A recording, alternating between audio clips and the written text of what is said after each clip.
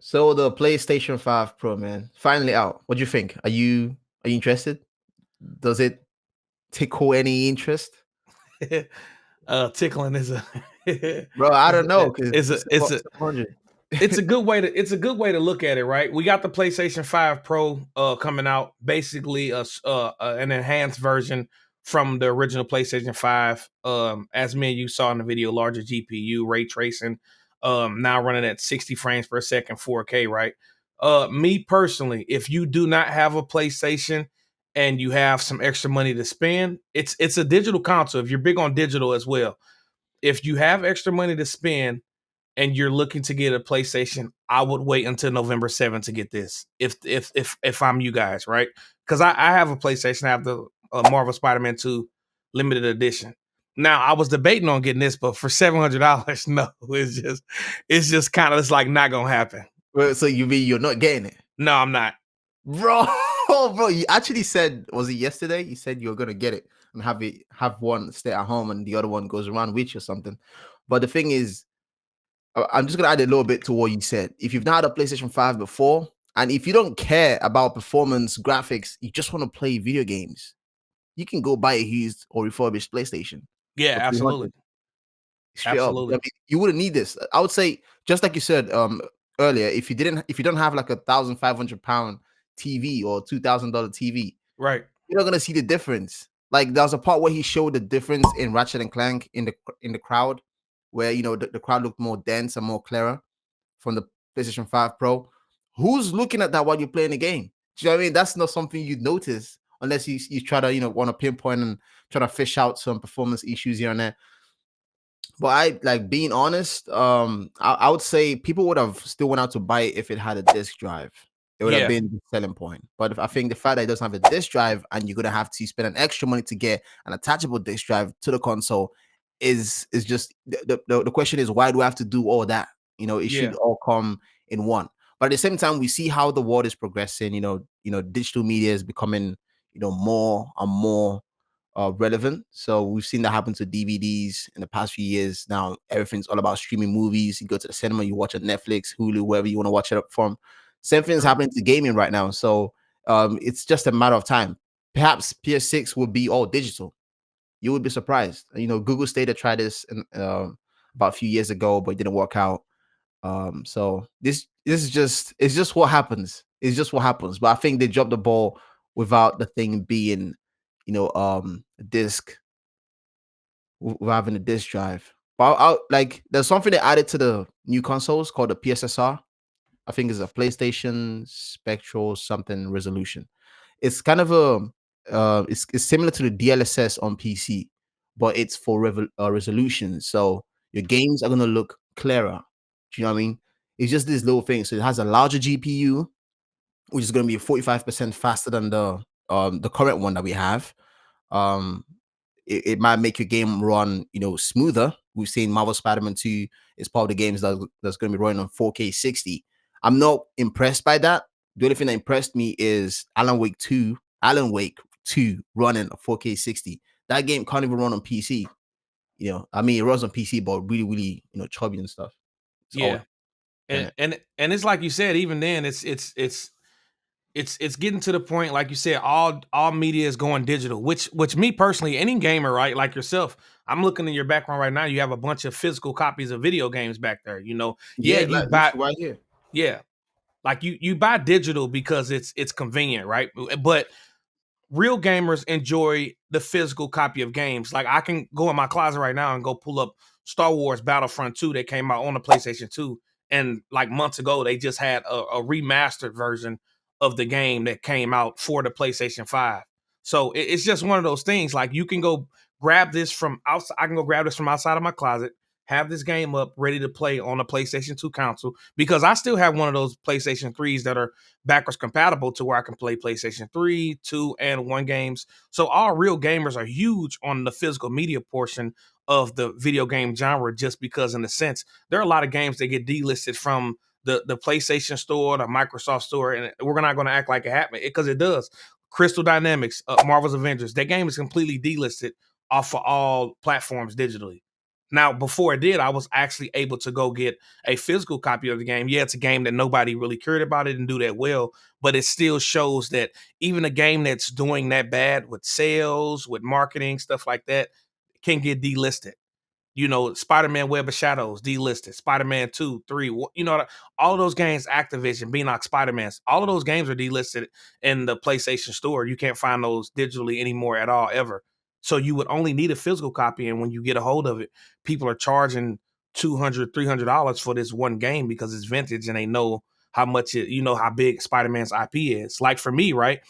I was going to get the game until we did find out that it was digital and they were charging $700. Like you said, if you are big on graphics, ray tracing, you know, audio, even then, like you would have to have all of the things that make sense. Like I can't be like, well, let me go get a 32-inch TV with a basic HDMI in there and plug up this new PlayStation 5 Pro and expect it to show at a greater You wouldn't see no resolution. difference. No Yeah, difference at all. if I'm on a 1080 if I'm on a 1080p flat screen TV, it's just not being realistic. So then you would have to go out like we were talking about, $3,000 TV, QLED, 4K, you know, 60 frames per OLED, second. all the bells Yeah, and oh, whistles. OLED. You would have to go get the bells and whistles kind of version of a TV to even play this game and really enjoy it. It's not like you can be like, well, let me go get a flat screen LG TV that optimizes the resolution to 1080p and be like, oh, I'm pissed off at PlayStation because this isn't what I want. You know what I mean? So Yeah. it would just depend on the person.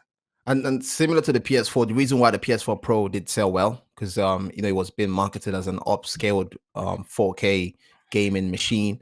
The reason why it sold well was because at the time when the console was released or when it was about to be released, there was a mass adaptation of 4K resolution across all types of media. So people were buying more 4K TVs because then 1080p, we're just getting out 1080p. So I Yeah. mean, people were just getting out 1080p and they're getting to 4K, having 4K TVs in the sitting room and all that kind of stuff. So people were more, you know, compelled to go buy a PS4 Pro. Now it's been like 4 or 5 years into, you know, 4K media. We're all kind of used to it now. Is anyone really going to spend 700 for this console with no No. disk drive? It's really hard to ask, man. I'm not gonna lie to you. I mean, I was planning on selling my current PS5 and get this one, but then I realized this has no disk drive. Yeah, no I'm like, disc. bro. And I And have a PC, so I can play games in the 4K all the stuff on my PC if I want to. exactly. But do I really need to go out? That's the thing. I think the audience for this console is gonna be either like, you know, people who are like big suckers for resolution and they have all the best monitors and TVs at home. They just want to, and they have extra money lying around. Obviously, you want to spend it, get something new. Why not? Content creators, they need to get this console to review it, play games on it.